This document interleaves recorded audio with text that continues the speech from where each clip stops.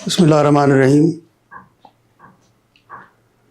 قائد اعظم مسلمانان بر صغیر کے لیے اللہ کا انعام تھے۔ مایوسی میں گھری محکوم مسلمان قوم کے لیے آزادی کا پیغام تھے۔ قائد اعظم محض ایک فرد نہیں تھے، ایک ہمہ جہت شخصیت تھے جو اپنے اندر ایک ادارہ تھے، عزم و ہمت کا استعارہ تھے، نحیف بدن میں چٹان جیسا حوصلہ رکھنے والے انسان، ضعیف العمری میں جواں ہمت، ایمان، اتحاد اور تنظیم کے اصولوں کا عملی نمونہ تھے، اور علامہ اقبال کے اس شعر کی عملی تصویر تھے: نگاہ بلند، سخن دل نواز، جاں پرسوز، یہی ہے رخت سفر میر کارواں کے لیے۔ آج ہندوستان میں بابری مسجد کا رام مندر میں تبدیل ہونا، عورتوں اور بزرگوں کے ساتھ ہتک آمیز سلوک کا ہونا، بہار کے وزیر اعلیٰ کا معصوم خاتون کے حجاب کی جانب ہاتھوں کا بڑھانا، قائد اعظم کے دو قومی نظریے پر آئے روز مہر تصدیق ثابت کر رہا ہے، کیونکہ یہ دو قومی نظریہ قائد اعظم کے ذہن کی اختراع نہیں تھی، بلکہ ان کی زندگی کے تجربات، اپنے مخالفین کے درپردہ عزائم سے آگاہی اور قائد اعظم کی دور اندیشی کا نتیجہ تھی۔ اسی لیے آج ہم جب ہندوستان میں مسلمانوں کی حالت زار دیکھتے ہیں تو بے اختیار قائد اعظم کے لیے ہر دل سے دعا نکلتی ہے۔ آج ہندوستان میں مسلمان دوسرے درجے کے شہری کی زندگی گزار رہے ہیں۔ آج جاوید اختر نامی ایک شاعر، جس کو ہندوستان میں اپنے نام کی وجہ سے ایک مکان تک خریدنے کی اجازت نہیں، وہ اس معاشرے میں اپنی قبولیت بڑھانے کے لیے خدا کا بھی انکار کر بیٹھا ہے۔ قائد اعظم کی زندگی ہر دور کے سیاستدانوں کے لیے مشعل راہ ہے، کیونکہ قائد اعظم نے مسلمانوں کے لیے آزادی حاصل کرنے کے ناممکن نظر آتے مقصد کو بغیر کسی تشدد کے، بغیر کسی ہجان کے، بغیر کسی گالم گلوچ کے اور بغیر کسی لاقانونی تحریک کے حاصل کیا۔ نہ گالم گلوچ اختیار کی، نہ اس کی ترغیب دی، نہ توڑ پھوڑ کی ترویج کی، مگر پھر بھی اپنے تمام مخالفوں کو شکست سے دوچار کیا، اپنے دلائل کے ساتھ، اپنی منطق کے ساتھ اور اپنی شائستگی کے ساتھ۔ قائد اعظم کا یوں تو ہر قول سنہری الفاظ سے لکھا جانے کے قابل ہے، مگر قائد کا یہ قول ہی لیجئے کہ مسلمان مصیبت میں گھبرایا نہیں کرتے۔ یہ قول ہر کٹھن دور میں، ہر مشکل حالات میں انسان کے لیے، ہر مسلمان کے لیے، ہر پاکستانی کے لیے امید، عزم اور حوصلے کی کیفیت دیتا ہے۔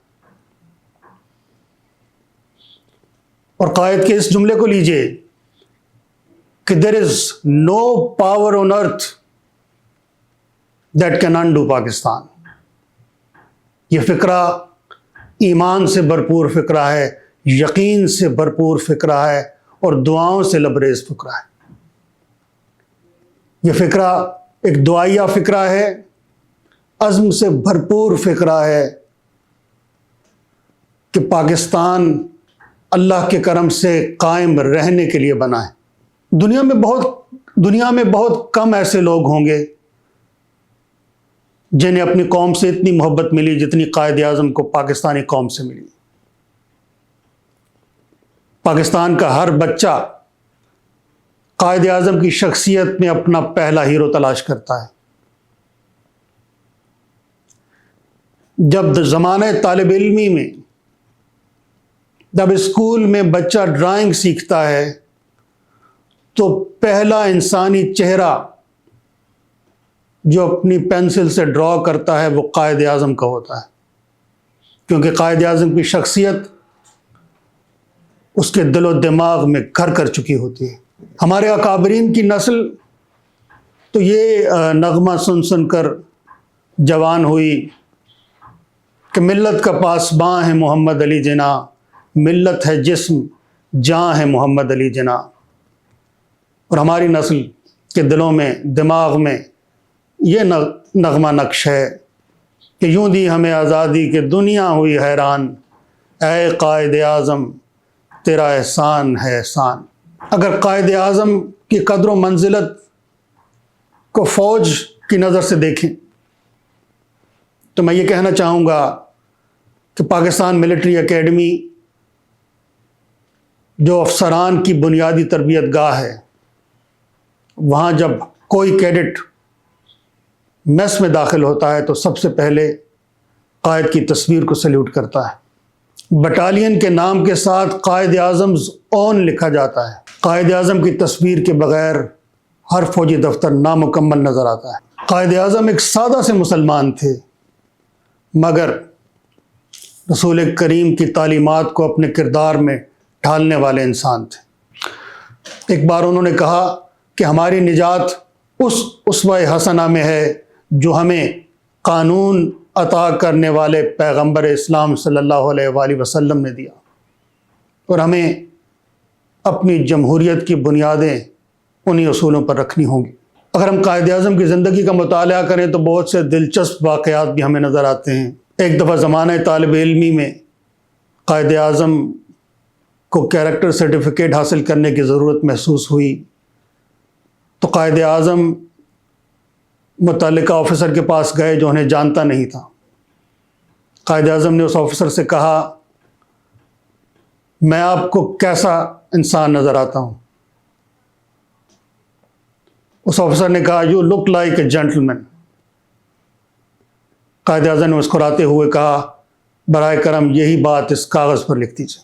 آزادی کے قریب ایک دفعہ وائس رائے نے قائد اعظم کو مذاکرات کے لیے اپنے ہاں دعوت دی اور اشارتاً کہا، if one Indian can become deputy viceroy, why not another؟ یہ سن کر قائد اعظم کھڑے ہو گئے اور کہا، mister viceroy, I have not come here to sell my nation.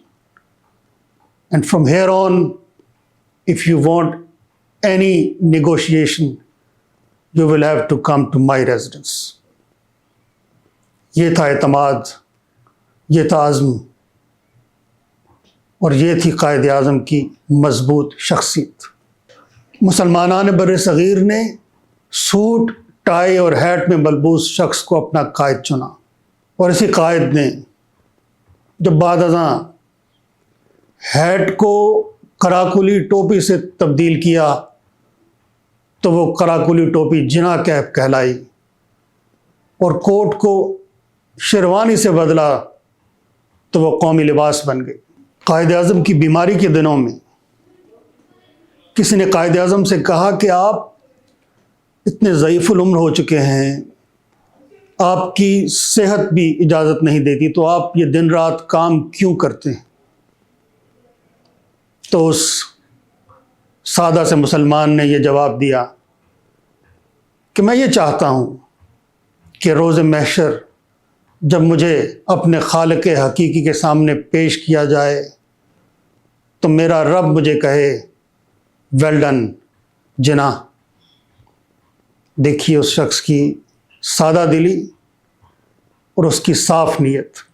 میں یہ نہیں کہتا کہ آج کا پاکستان قائد اعظم کے ویژن کی 100% تصویر ہے، مگر اللہ کے کرم سے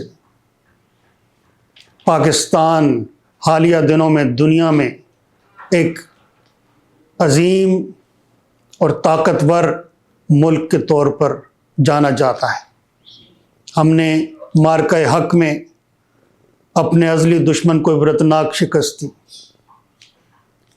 کیونکہ قائد اعظم کے فرمودات کے مطابق ایمان، تنظیم اور نظم و ضبط، کیونکہ قائد اعظم کے فرمودات کے مطابق اتحاد اور ایمان ہمارے پیش نظر تھا، ہم نے اپنے دشمن کی ہر چال کو ناکام بنایا اپنے اتحاد سے۔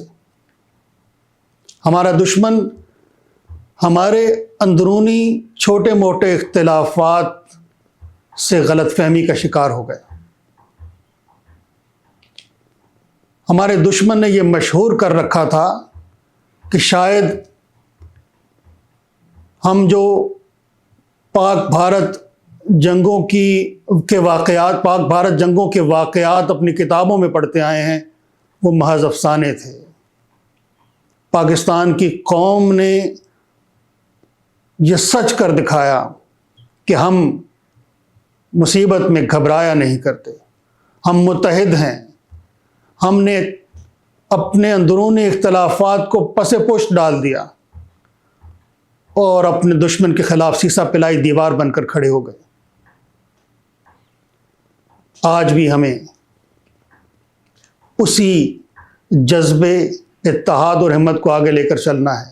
آج پاکستان کا اقوام عالم میں بڑھتا ہوا کردار اور مقام ضرور قائد کی روح کے لیے مسرت کا باعث ہوگا۔ ہم سب کو چاہیے کہ اسی طرح اپنے اندر اس اتحاد کو قائم رکھنا چاہیے اور قائد کے فرمودات کے مطابق پاکستان کی ترقی اور خوشحالی کے لیے کسی بھی قربانی سے دریغ نہیں کرنا چاہیے۔ ہر دل سے نکلتی ہے صدا قائد اعظم، نازل ہو کرم تجھ پہ صدا قائد اعظم۔ دشوار تھا پرخار تھا آزادی کا رستہ، صد شکر کہ تھے راہنما قائد اعظم۔ گھبرایا نہیں کرتے مصیبت میں مسلمان، دہراتے ہیں ہم عہد وفا قائد اعظم۔ تھے شاطر و عیار تیرے سارے مخالف، پہچان تیری صدق و صفا قائد اعظم۔ خواہش تھی تیری حشر میں اللہ یہ کہہ دے، شاباش ہوا فرض ادا قائد اعظم۔ جنت میں ملے قرب تجھے اپنے نبی کا، ہے قوم کی ہر پل یہ دعا قائد اعظم۔ تقلید کا معیار حسن نص کی سیاست، تقلید کا معیار حسن نص کی سیاست، ایسا تھا ایک انسان کھرا قائد اعظم۔ بحیثیت قوم